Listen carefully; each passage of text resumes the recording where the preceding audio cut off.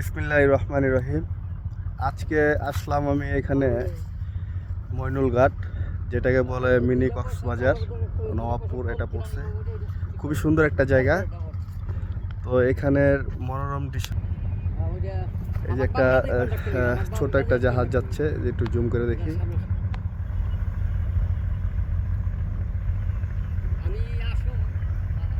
এটা হচ্ছে মনে হয় এখান থেকে ফরিদপুর যাইতেছে এটা। আর এখানে সুন্দর মনোরম পরিবেশ। দুপুর টাইমে আসছি দেখে এখানে কোনো লোকজন নাই। আর তারপর আমি অনেক ভিতরে চলে আসছি। এখানে দেখেন পুরা খুবই সুন্দর একটা দৃশ্য।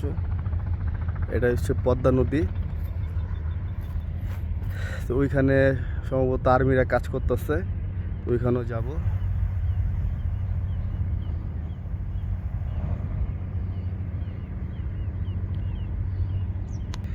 তো সবচাইতে ভালো লাগে জিনিসটা যে ঢাকায়, এটা ঢাকা এক আসন পড়ছে।